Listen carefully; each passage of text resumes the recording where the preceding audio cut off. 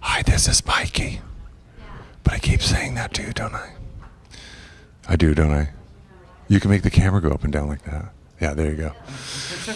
We're being quiet because it feels so much quieter in here. It's a different thing. I'm with Chris, who I forgot his name already, but we're talking about Vindictus. Is that correct? You got it. Awesome. Now, tell me a little bit about the company, because you guys are the first company to come out with an absolutely free game. Tell me a little bit more about that. Absolutely. We're Nexon, and we were the first to create the free-to-play model. All of our games are free-to-play. You can experience all of the content from beginning to end without paying a dime. We do have a cash shop for microtransactions, so that if you want to buy some cosmetic items, you can do that, and you can, for small fees, add to your experience. But what's very important is we don't have any game breakers in that. So, like I said, all of the content you can play for free, and the people who pay money aren't going to have a huge advantage over the people who don't pay money. How do you do that without basically losing it, going in the red? Well, what we found is that actually, to be frank, most of our players don't pay money, but the few that do tend to do enough of it to support that model, so that we can keep offering those games for free for whoever wants to, get in and experience it. But the ones who want to get a little bit more out of the experience, they can pay some money, and it seems to have been working well for us for the past few years. So, how many gamers do you have that are playing it? How big is your community?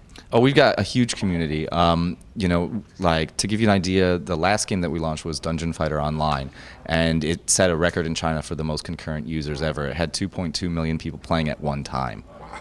Yeah. That's great. So that means that, if you get 1% of those people doing microtransactions, then you're paying for your game. Exactly. And, we expect that Vindictus is going to be a really big game, especially here in North America. I think it's really geared towards the North American players.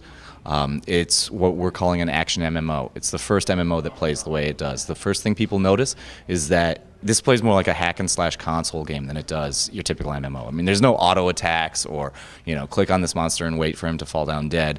Everything that's happening on screen is directly translated from what you're doing with your mouse and keyboard or your gamepad. If you want to use a game controller, the game supports, all of the major game controllers as well. Sounds exciting. I think we're going to look at some people doing some of that right now. Corey's over there probably just dying like every 5 seconds. I don't even think he knows what a keyboard is. Let's go find out.